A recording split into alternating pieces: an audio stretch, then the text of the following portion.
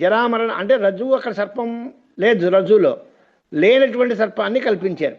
అలాగే జరామరణాది ధర్మాలు లేవు, కానీ జరామరణాది ధర్మాలని కల్పించారు. ఈ ఆత్మకి, జీవుడికి కూడా జరామరణాదులు వస్తాయి అనేటువంటి భావాన్ని కల్పించుకుంటున్నారు. భ్రమతో కల్పించుకుంటూ స్వభావత చలంతి, స్వభావాన్ని నుంచి మార్పు చెందుతున్నారు. తన్మనీషయ అంటే జన్మ మరణ చింతయ తద్భావ భావిత్వ దోషేణే ఇత్యర్థ.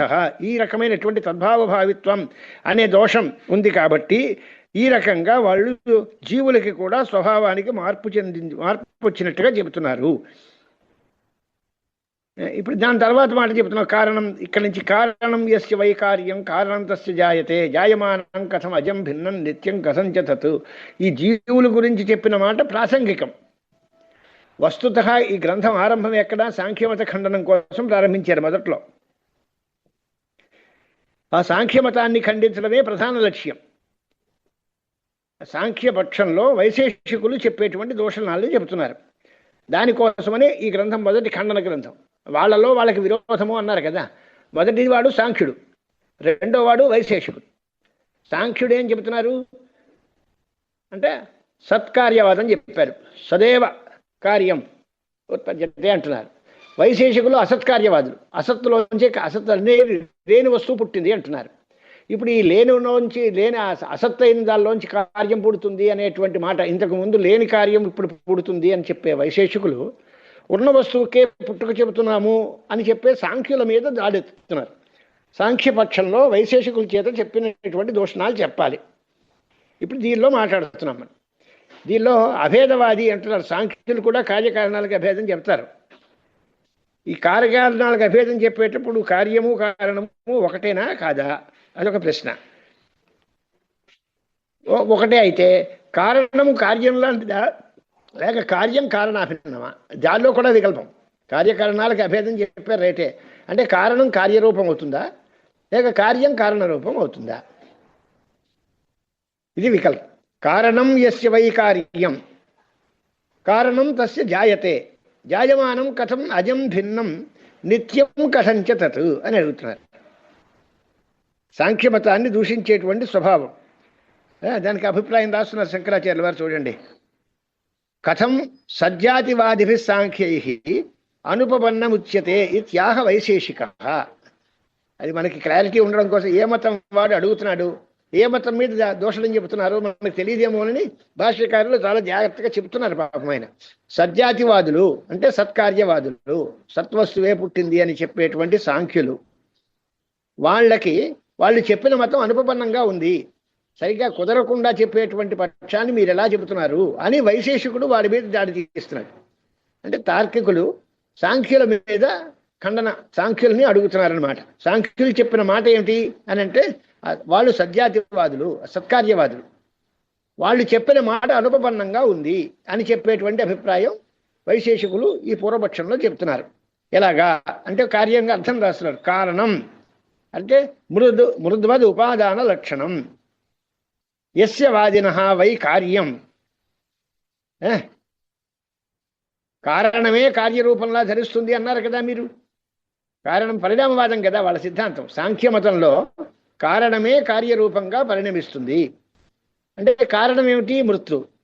మృత్తే కార్యరూపంగా పరిణమిస్తుంది అనేటువంటి కదా మతం మీ మతంలో. అలాంటప్పుడు అజమేవ సత్ ప్రధానాది కారణం మహదాది కార్యరూపేణ జాయతే ఇత్యర్థ. అంటే కారణమే కార్యరూపంలో ధరిస్తోంది. అలాంటప్పుడు మూల ప్రకృతి మహదహంకారాది రూపంలో ప్రధానం మారుతోంది అని చెప్పాలి. మూల ప్రకృతి అంటే ప్రధానం. సాంఖ్యుల మతంలో ప్రధానము కారణం, దానిలోంచి ప్రకృతిలోంచి మహత్తత్వము అహంకారము మొదలైనవన్నీ పుడతాయి అని కదా వాళ్ళు అన్నారు. అలా చెప్పినప్పుడు కారణమే కార్యంలాగా మారుతోంది. కారణము ముందుంది, అదే కార్యాకారంగా మారింది. కారణం వేరు కార్యం వేరు కాదు. కానీ మహత్తత్వము అహంకారము మొదలైనవన్నీ కూడా కార్యములు, అవి అనిత్యములు. మూల ప్రకృతి మామూలుగా నిత్యంగా ఉంది అంటారు. ఇదేమో మారదు, ఇది మారదు, అజము అంటున్నారు మీరు. అంటే కారణము పుట్టినదైతే దానిలోంచి పుట్టిన కార్యము పుట్టేది ఎలా అవుతుంది? ఒకవేళ పుడితే ఆ రెండు ఒకటే నెల అంటారు. కారణమే కార్యంగా మారుతోంది అంటున్నారు కదా. నైయాయికులైతే అనొచ్చు, కారణం ఉంది కార్యం లేదు, ఇది వరకు ఇప్పుడు కొత్తగా వచ్చింది పుట్టింది, కారణం వేరు కార్యం వేరు అంటే సర్దుకోవచ్చు. కానీ అలా అంటలేదే మీరు, కారణమే కార్యరూపాన్ని పొందుతోంది అంటున్నారు. కారణానికి కార్యానికి భేదం లేదు అంటున్నారు. కానీ కారణం పుట్టుక లేనిది కార్యం పుట్టుక వచ్చింది అంటున్నారు. ఇది ఎలా కుదురుతుంది అని. కారణం మృద్వదుపాదాన లక్షణం యస్య వాదినో వై కార్యం, కారణమే కార్యమవుతుందో, కారణమేవ కార్యాకారేణ పరిణమతే యస్య వాదిన, ఏ వాది అది ఏ సాంఖ్యుడు కారణమే కార్యరూపాల్లో పరిణామం చెందుతుంది అంటున్నారో, తస్య అజమేవ సత్ప్రధానాది కారణం, ప్రధానము అనేటువంటి కారణం అది పుట్టుక లేనిది, అజం పుట్టుక లేనటువంటి ప్రధానము మొదలైన కారణము మహదాది కార్యరూపేణ జాయతే అంటున్నారు. మహదాద్యాకారేణ చే జాయమానం ప్రధానం కథం అజముచ్యతే తై. ఆ కార్యం మహదాదులుగా పుట్టి మారింది అన్నప్పుడు అది అజం ఎలా అవుతుంది? కారణమే అంటున్నారు కా, అదే అదే అంటున్నారు కా ప్రధానం. ప్రధానం మార్పు చెందింది అంటే అది అజం ఎలా అవుతుందయా అని. అజమైన అంటే పుట్టుక లేనటువంటి ప్రధానమే పుట్టే మహత్తత్వము మొదలుగా మారుతోంది అంటున్నారు. ఆ మాట తప్పు కదా, ఒకదానికొకటి విరుద్ధంగా. విప్రతిషిద్ధం చ ఇదం జాయతే అజంచ, అది పుట్టుక లేనిది అంటున్నారు, మళ్ళీ పుడుతోంది అంటున్నారు. ఇలాగ జాయతే అంటే పుడుతోంది అని అర్థం. పుడుతోంది అని అనిత్యము అంటామా? కాదు, అజం అంటున్నారు. అజం ప్రధానం మహదాజ్యాకారేణ జాయతే, పైకి రెండు ఒకటే అంటున్నారు. ఇది సిద్ధాంత విరుద్ధమైన మాట. విప్రసిద్ధం చే ఇదం జాయతే అజం చేతి నిత్యం చ తైరుచ్యతే ప్రధానం. పోలి ప్రధానం కూడా పుట్టిది అలా కాదే, ప్రధానం నిత్యం ఉంటారు వాళ్ళు. భిన్నం విదీర్ణం స్ఫుటితం ఏకదేశేన సత్ కథం నిత్యం భవేత్. నిత్యమైన ప్రధానము అని అది భిన్నమైంది అంటే దానిలో ఒక ఏకదేశం మారింది. ఆ ఏకదేశం మారి తర్వాత ప్రధానంగాను అహంకారంగాను మారింది అన్నారు అనుకోండి, అప్పుడు నిత్యం ఎలా అవుతుంది అని. దీనిలో ఓ భాగం మారిపోయి మార్పు చెందింది అంటే అది నిత్యం ఎలా అవుతుంది? నిరవయవమైనటువంటి పదార్థము మార్పు చేర్పు లేకుండా ఒకే కూటస్థ నిత్యంగా ఉంటే మా బ్రహ్మ వస్తువులాగా మేము నిత్యం అంటే మాకు చెల్లుతుంది. మీరు ప్రధాన నిత్యం అని ఎలా అంటారయ్యా? ప్రధానంలోనే కొన్ని అంశాలు ఉన్నాయి. ఆ భిన్నం అనే దానికే అర్థం విదీర్ణం అనేది. భిన్నం అనే దానికి అర్థం రాసి విదీర్ణం అని రాశారు. విదీర్ణం అంటే బాగా దాన్ని ఏమంటారు, బద్దలైన అని అర్థం. భిన్నమైన బద్దలైన ఏకదేశము మార్పు చెంది, ఏకదేశం చేత మార్పు చెంది అది వేరేగా ప్రధానంగా మారింది అంటున్నారు. అది నిత్యం ఎలా అవుతుంది అని. భిన్నం విదీర్ణం స్ఫుటితం ఏకదేశేన సత్ కథం నిత్యం భవేత్ నహి సావయవం ఘటాది ఏకదేశ స్ఫుటన ధర్మి నిత్యం దృష్టం లోకే. అది అవయవాలు ఉన్నటువంటి ఘటాదులు, దానిలో ఏదో ఒక అవయవం మారింది లేదా ఒక అవయవం పెరిగింది తగ్గింది అంటే దాన్ని నిత్యము అనం కదా. ఒకవేళ విదీర్ణం చేయాలి ఏకదేశేన అజం నిత్యం చేత విప్రసిద్ధం తైరభిధీయతే. అలా ఏకదేశంతో మార్పు చెందింది అంటే దానికి అవయవాలు ఉన్నాయి, అది ఒక అవయవం మారింది అంటే అది నిత్యం ఎలా అవుతుంది? ఎలా కుదురుతుంది? అంచేత అది పుట్టుకలేనిది ఎలా అవుతుంది? అంచేత ఇదంతా పరస్పరం విరుద్ధంగా ఉంది సాంఖ్యులు చెప్పే మతము అనే అభిప్రాయం. అంటే వాళ్ళ మతం ఏం తెలిసింది ఇప్పుడు, సాంఖ్య మతం. దాని మీద వీళ్ళు ఖండన చేశారు. సాంఖ్యులు ఏం చెబుతున్నారు అంటే, సాంఖ్యులు మతంలో ప్రధానము అనేదే అన్నిటికీ కారణము, అది నిత్యము, అదే కార్యరూపాల్లో పరిణామం చెందుతుంది అనేది వాళ్ళ అభిప్రాయం పడుతున్నారు. ఆ కారణము కార్యము వేరు కాదు, కారణమే కార్యమే ఒకటే అంటున్నారు. అంటే వాళ్ళు చెప్పిన మతాల్లో పాయింట్స్ వరుసగా చెప్పాలంటే, ప్రధానము కారణము, అది ఉత్పత్తి లేనిది అజము, అదే నిత్యము, అదే మహదాదులుగా మారుతోంది అని. మళ్ళీ కౌంటర్లో అటే వెనకాలకి వెళ్తే మహదాదులుగా పుట్టేవి అజములు కావు, పుట్టేవి అవి నిత్యములు కావు. ఈ రెండు ఒకటే అంటున్నారు. నిత్యమైన ప్రధానము, అనిత్యమైనటువంటి మహదాదులు ఒకటి. కారణానికి పుట్టుక లేదు, కార్యానికి పుట్టుక ఉంది, కానీ ఈ రెండు ఒకటే అంటున్నారు. ఇది ఎక్కడ కుదురుతున్నాయా? ఏం ఎవరు చెప్పారు? పుట్టి ఒకటే అంటే రెండు ఒకలాగే ఉండాలి, రెండు అజములను, లేదా రెండుకి ఉత్పత్తి అను. అలా లేదు, కారణానికి ఉత్పత్తి లేదు అంటున్నావు, కార్యానికి ఉత్పత్తి ఉంది అంటున్నావు, కారణం కార్యం ఒకటే అంటున్నావు. దానికి ఏకదేశం చేత పరిణామం చెందింది అని. ఏకదేశం ఉంటే అవయవాలలో ఉంటాయి కదా, నిరవయవం అయితే కదా నిత్యం అయ్యేది. దీనికి అవయవాలు ఉన్నాయి అంటున్నావు, అవయవాలు మార్పు చెందింది అంటున్నారు, ఇది నిత్యం అంటున్నావు. ఇది ఎలాగ పరస్పరం విరుద్ధంగా ఉంది కదా అని అడిగాడు తార్కికులు సాంఖ్యులని. అజం నిత్యం చేత విప్రసిద్ధం తైరభిధీయతే ఇత్యభిప్రాయ. కారణం యస్య వై కార్యం, కారణం యస్య వై కార్యం అంటే యస్య వై అంటే ఏ మతాన్ని, ఏ సాంఖ్యుడికి కారణమే కార్యమవుతుందో తస్య జాయతే అంటే కార్యము పుట్టుతోంది. జాయమానం కథం అజం స్యాత్ భిన్నం నిత్యం కథంచ తత్. భిన్నం అనేదానికి విదీర్ణం అని రాశారు కదా. ఏకదేశముల చేత వికారమును పొందినటువంటిది నిత్యం ఎలా అవుతుంది అని ఈ కారిక సాంఖ్యపక్షంలో దోషణాన్ని చెప్పడానికి వైశేషికులు చెప్పిన మాట.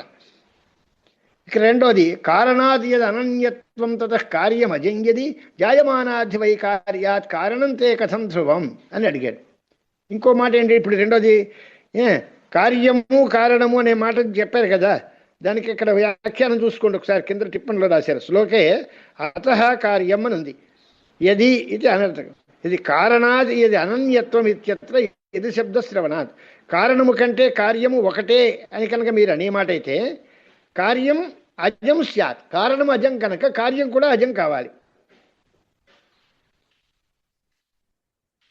అలా కాదు, పోనీ పుట్టే కార్యం తీసుకుని దానికి అభిన్నము అని అర్థం చెప్పారనుకోండి, అప్పుడు కారణం మాత్రం ధ్రువం ఎలా అవుతుంది? కార్యము కారణము ఒకటే అంటే రెండిట్లోనూ మార్చుకోండి. కారణము కార్యము అయింది, కారణం లాంటిదే కార్యము అన్నారనుకో, కారణము అజం కనుక పుట్టుక లేనిది కనుక కార్యం కూడా పుట్టుక లేనిది అని అనాలి. లేదా రివర్స్ చెప్పి కార్యం కారణంగా ఉంది అన్నారు, అయితే పుట్టే కార్యం కనుక దానికి కారణం కూడా పుట్టేదే అయి ఉండాలి. అది ధ్రువం నిత్యం ఎలా అవుతుంది అని అడిగి, మీరేమో కారణం నిత్యం అంటున్నారు, కార్యం అనిత్యం అంటున్నారు. ఇది ఎలా కుదురుతుంది? ఒకవేళ అలా అన్నా ఒప్పుకుంటాం, కానీ అనన్యత్వ పక్షం అంటున్నారు, రెండు ఒకటే అంటున్నాం. అక్కడ పేచి కారణము కార్యము ఒకటే అని, కారణం పుట్టుక లేనిదని, కార్యం పుట్టేదని ఇలా చెప్పడం ఎలా కుదురుతుంది అని అడిగారు. అంటే కార్యకారణయో అభేదం అని అనుకోవడం వల్లే ఇక్కడ మొదటిలో కారణం యస్యమై కార్యం కార్యం తస్య జాయితే అవ్వాలి కదండి. కారణం తస్య జాయితే అంటున్నారు ఏంటి? ఏది కారణం యస్యమై కార్యం 11వ కారికలో. అవును, కారణమే కార్యం అయితే కార్యం పుట్టితే కారణం పుట్టాల్సి వస్తుంది కదా. కారణము కార్యం ఒకటే కదా. కార్యకారేణ పరిణమతే అని అర్థం అదే కదా. కారణం జాయతే అనే దానికి కారణమే కార్యాకారేణ పరిణమతే అని అర్థం కదా. అంటే కారణం కూడా పుడుతుందని వస్తుంది కదా, కారణం అనిత్యం ఎలా అవుతుంది అంటారు. అవును, అంటే కారణము కార్యము రెండు ఒకటే అన్నారు. ఇప్పుడు మీరు అడిగేది ఏంటి? కారణము కార్యంతో ఐక్యం చెందుతోందా లేక కార్యము కారణంతో ఐక్యం చెందుతోందా? కారణము గురుగారు అజం నిత్యం అయిన ప్రధాన కారణం అయితే కార్యరూపంగా పరిణమిస్తుంది అన్న నిర్మాణము ఇది విచారంలో సంఘటనాత్మకంగా నిలబడదు అని ఈ చూపించడమే ఈ భాష్యం యొక్క అది కాదు. కారణము కార్యము ఒకటే అని చెబుతున్నారు వాళ్ళు. ఒకటే అన్నప్పుడు కారణం నిత్యమైతే కార్యం కూడా నిత్యమే కావాలి, లేదా కార్యం అనిత్యం అయితే కారణం కూడా అనిత్యమే కావాలి. మీరు అలా అంటలేదు. ఒకటి కారణం నిత్యం అంటున్నారు, కార్యం పుడుతోంది అంటున్నారు, ఈ రెండు ఒకటే అంటున్నారు. అది ఎలా కుదురుతుంది? అక్కడే అడుగుతున్నాం. కారణము కార్యము రెండు వేర్వేరు అంటే గొడవ లేదు, కానీ రెండు ఒకటే అన్నారు. రెండు ఒకటే అన్నప్పుడు ఖచ్చితంగా రెండిట్లోనూ ఏదో ఒకే స్వభావం ఉండాలి, కానీ రెండు వేర్వేరు స్వభావాలు ఉన్నది ఎలాగవుతాయి? కారణం ఇప్పుడు వేపగింజ వేసామనుకోండి, వేపగింజ చేదుగా ఉంటుంది కదా అని దానిలో పుట్టిన పండ్లు తీయగా ఉంటాయా? కారణంలో ఏ గుణాలు ఉంటాయో కార్యంలో అదే గుణాలు ఉండాలి కదా. కారణం నిత్యమైతే కార్యం నిత్యమే అవ్వాలి, అప్పుడు కార్యమే కాదు. అంచేత ఆ మతం తప్పు చెప్పడం ఉద్దేశ్యం. కారణం యస్య వై కార్యం కారణం తస్య జాయతే జాయమానం కథం అజం భిన్నం నిత్యం కథంచ తత్.